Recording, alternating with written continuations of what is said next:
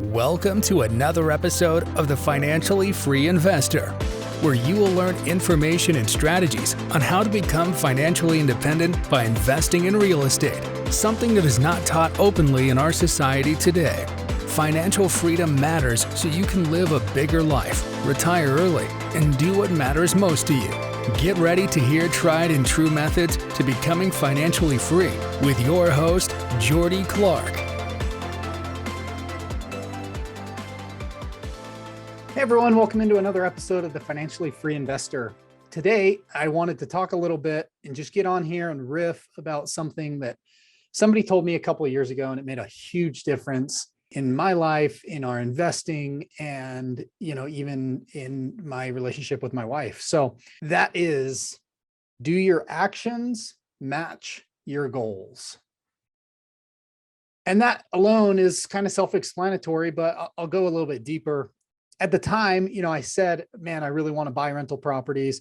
I want to earn my way towards financial freedom. I want to do all these things. And my goals were just that, right? But my actions were like, I was not getting out of bed early. I was not saving any money. In fact, we were spending more than we were making. I was not putting effort into my relationship with my wife. We were not going on date nights. And all of those things, they have a trickle effect into other areas of your life and how you show up and who you are. So when this mentor told me, do your actions match your goals? And I think he actually said it like, Jordy, your audio is not matching the visual, right? Like if you're watching a movie and there's a delay and the audio comes in 15 seconds after the video, it's not matching up, right? So do your actions match your goals? And this can be in any area of our life, right? We'll just go into the investing portion for a minute here. A lot of people want to buy rental properties and they want to kind of start inching their way towards financial freedom. But what are you doing to get there? Are you looking at deals? How many deals a week are you analyzing? How many offers a week are you making? How many open houses are you going to? How many rent comparables are you looking at? There's a lot that can be done even if you're not transacting something today. And all of that stuff, what that does is it leads you to be a better investor. It leads you to be more in tune with the market.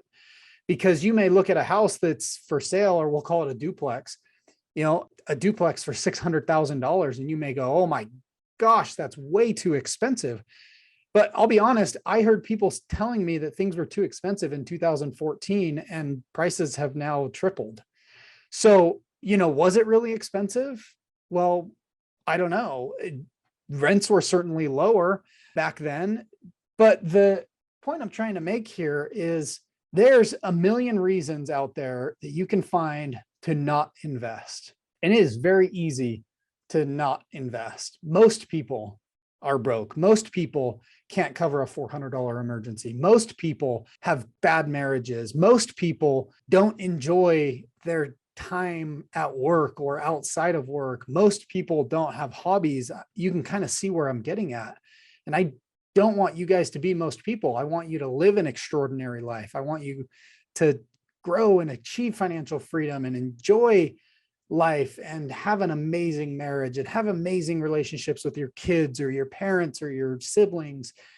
As you're looking at, hey, where do I want to go? I think there's a quote out there that says a lot of times we overestimate what we can do in a year and we underestimate what we can do in a decade.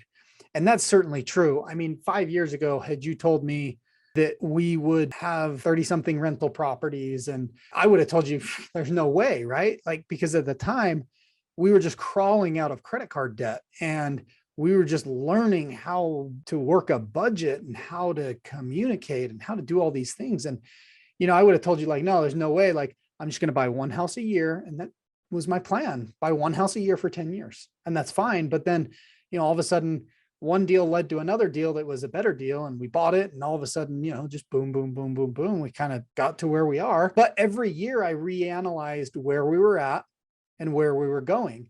And I was able to adjust that marker and get to where we are quicker than what we initially thought, 10 properties in 10 years. And we actually got to 10 properties in 3.5 years. So the important thing is that you continue to plug into podcasts like this You continue to read books. You continue to go to real estate investor association meetups and be doing all of these things because education is so important. The dangerous thing to that is we can jump in and get analysis paralysis where we know too much. We're not taking action. There comes a certain point in time where, you can say that you want to be financially free or you want to have, 20 rental properties or 100 rental properties or 10,000. And the reality is you got to make sure that your audio is matching your visual, that your goals are matched by your actions, or that your actions match your goals. And that doesn't mean it needs to be perfect, but you need to be progressing towards what your goals are. And you should have goals in every area of your life, because if we're not growing, we're dying. And, we get complacent and we get stuck in our habits. And sometimes, we need to just break out of our habits, even if that means you're unsuccessful in whatever you were doing, right? Like I had never flipped a home until I flipped a home. I had never bought a small multifamily apartment complex until we bought one. And sometimes you have to get out of your comfort zone and just take action. And whatever happens, we just deal with it, right? And that it could be a lot of different things. The reality is you need to pushing out more action, trying to think of how I want to say this. You want to have your action wants to be higher than what your goals are, because the reality is you probably aren't taking enough action, and action is what brings results. You can have the perfect knowledge of how to get to the moon, but if you never implement any of that knowledge, it doesn't really matter. It's all hypothetical. So I just wanted to make this a quick podcast, quick episode. You can consume it as you're going to the store or walking your dog, whatever. But the reality is I want you guys to be taking action. And yes, listening to this podcast and other podcasts is taking action, but start looking at deals.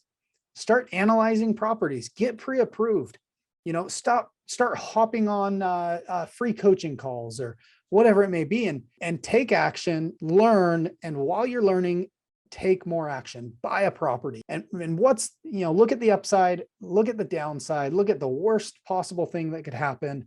And the reality is whatever the worst possible scenario is, it probably is never going to happen anyways. Just like the best possible scenario is never going to happen anyways. It'll be somewhere in the middle.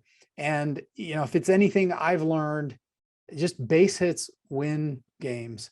Consistently doing small actions day over day over day, get you to where you want to be. And it's the little things, right? Like it's waking up in time and getting a quick workout in, even if it's 20 or 30 minutes of just moving your body. That is important because that will lead to eating better. Eating better will lead to, less calories taken in. And you can see where you're going, right? Everyone knows how to have a six-pack, but few people do, because few people take the actions needed. A lot of people, and I'm totally guilty of this myself, we have a macaroon or 6 because they're just so delicious because our neighbor brings them over and she's a wonderful baker. But the reality is what did I do after eating 6 macaroons, which I shouldn't have had, to burn those calories, right? Did I hop on the Peloton for an hour? Or, did I do a high intensity interval training workout or whatever that is, right? You guys can see where I'm getting at. The same is true in investing. So I just wanted to leave you with that message. And honestly, I'm going to give you a little bit of homework. I haven't done this on the podcast yet, but Keith Cunningham, who is the real rich dad in Rich Dad, Poor Dad, he wrote a book called The Road Less Stupid.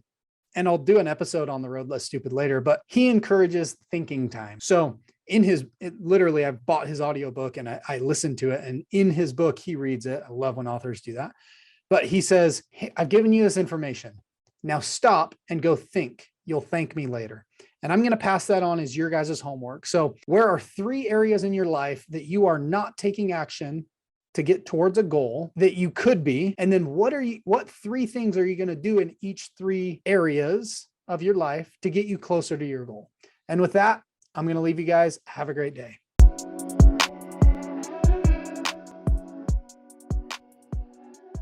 Thank you for joining me for another episode of The Financially Free Investor.